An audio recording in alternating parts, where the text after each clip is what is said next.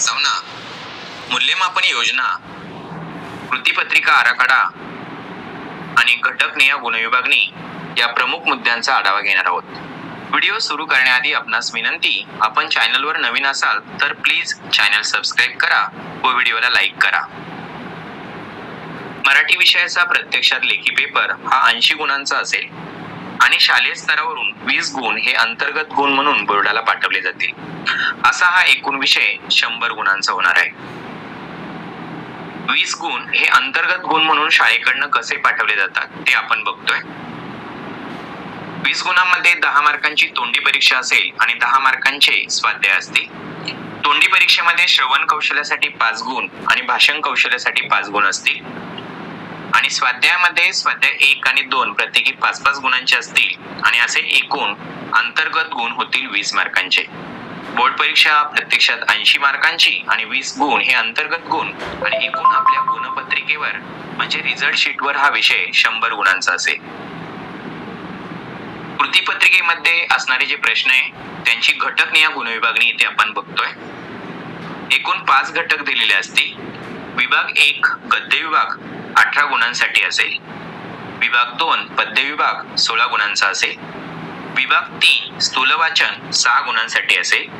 विभाग 3-4 भाषा अभ्यास 16 गुणांसाठी असेल आणि विभाग 5 उपयोजित लेखन 24 गुणांसाठी असेल आणि असा हा एकूण लेखी पेपर 80 गुणांचा असणार आहे. आता आपण प्रत्यक्षात कृतीपत्रिका आराखडा बघूया.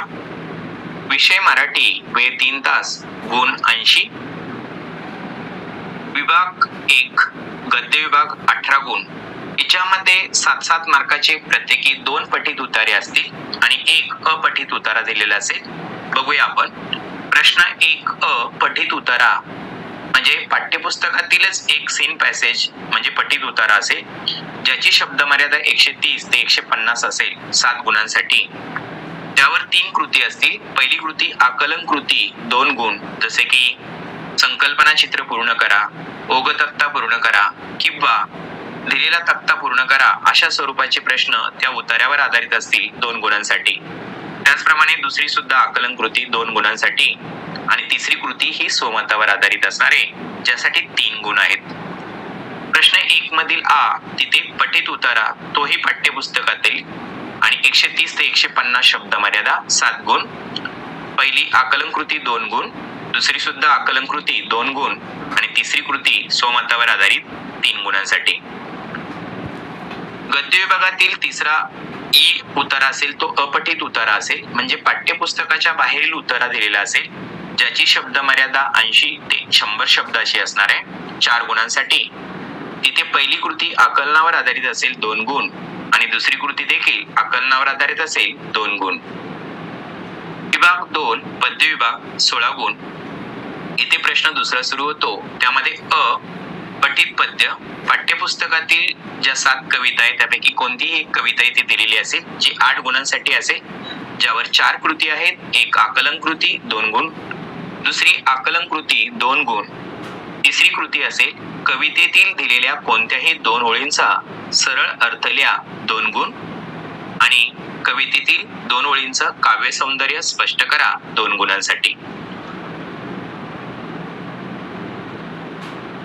हा आकडा आहे. कवितेवरील आधारित कृती 4 गुण. पाठ्यपुस्तकातील कोणत्याही 2 कवितांची फक्त नावे देणे व त्यावर आधारित कृती विचारल्या जातील. म्हणजेच अ विभागाची कविता विचारलेली 8 गुणांसाठी ती कविता सोडून उरलेल्या ज्या कविता आहेत त्यातील 2 कवितांची फक्त नावे द्यायचे आणि त्यावर आधारित कृती सोडवायला सांगायचे. काही प्रश्न त्यावर विचारायचे. हे प्रश्न कोणत्या स्वरूपाचे असतील ते आपण इथे बघूया. प्रस्तुत कवितेची कवी किंवा कवयित्रींची नावे लिहा 1 गुण. प्रस्तुत कवितेचा विषय लिहा 1 गुण. प्रस्तुत कवितेतील शब्दांचे अर्थ लिहा 2 गुण. प्रस्तुत कवितेतून मिळणारा संदेश लिहा 2 गुण. प्रस्तुत कवितेची भाषिक वैशिष्ट्ये लिहा 2 गुण. कवितेतून व्यक्त होणारा विचार लिहा 2 गुणांसाठी. कवितेतील दिलेल्या ओळींचा सरळ अर्थ लिहा 2 गुण आणि प्रस्तुत कविता तुम्हाला आवडण्याचे न आवडण्याचे कारण लिहा 2 गुणांसाठी. तर इथे यातील कोणत्याही 4 गुणांच्या कृती विचारायच्या आहे. समजा की पहिल्या 2 कृती विचारल्या, कवित्रींचे नाव किंवा कवितेच्या विषयी 1-1 गुण, तर खाली फक्त 1 कृती विचारता येतील किंवा खालील कोणत्याही 2-2 मार्कांच्या 2 कृती इथे 4 गुणांसाठी विचारल्या जातील. त्या पद्धतीने अभ्यास करायचा आहे. प्रश्न 2 मधील ई, खाली दिलेल्या काव्यपंक्तींचे रसग्रहण करणे. पाठ्यपुस्तकातील कोणत्याही एका कवितेतील रसग्रहणास अनुकूल अशा 2 किंवा 4 ओळी कृतीपत्रिकेत असतील, ज्याचा आपण आशय सौंदर्य, काव्य सौंदर्य आणि भाषिक वैशिष्ट्ये या आधारे रसग्रहण करायचंय. इथे एक गोष्ट लक्षात ठेवायची, पाठ्यपुस्तकात एकूण 7 कविता आहे. त्यामध्ये अ प्रश्नासाठी पहिली 1 कविता गेली, आ प्रश्नासाठी 2 कविता जातात आणि उरलेली जी कविता आहेत त्यापैकी एका कवितेवर रसग्रहणासाठी 2 किंवा 4 ओळी दिलेल्या असतील. इथे पद्य विभाग पूर्ण. विभाग 3 स्थूलवाचन 6 गुण. प्रश्न 3 खालीलपैकी कोणत्याही 2 कृती सोडवा. प्रत्येकी 3-3 गुणांच्या 3 कृती स्वमत व अभिव्यक्तीवर आधारित दिलेल्या असतील आणि त्यापैकी आपल्याला 2 सोडवणं अपेक्षित आहे. म्हणजे 6 गुण, याचा अर्थ प्रत्येक कृतीसाठी प्रत्येकी 3-3 गुण असणार आहे. विभाग 4 भाषा अभ्यास 16 गुण. यावर चौथा प्रश्न असेल अ व्याकरण घटकावर आधारित कृती 8 गुण. त्यात पहिला आकडा आहे समास. समासामध्ये कोणते समास विचारले जातील, जसं की द्विगु समास, कर्मधारय, द्वंद्व, द्वंद्व समासाचे उपप्रकार, वैकल्पिक द्वंद्व, समाहार द्वंद्व आणि इतरेतर द्वंद्व 2 गुणांसाठी. 2 शब्दसिद्धी, की ज्यात प्रत्यय घटित आणि उपसर्ग घटित आणि अभ्यस्त शब्द असतील. 3 वाक्प्रचार, इथे 4 वाक्प्रचार दिलेले असतील. त्यापैकी कोणतेही 2 वाक्प्रचार आपल्याला सोडवणं अपेक्षित आहे 4 गुणांसाठी. इथे एक लक्षात ठेवायचंय की प्रत्येक वाक्प्रचाराचा अर्थ लिहिणे यासाठी 1 गुण आणि त्याचा वाक्यात उपयोग केल्यास 1 गुण अशी गुणविभागणी असणार आहे.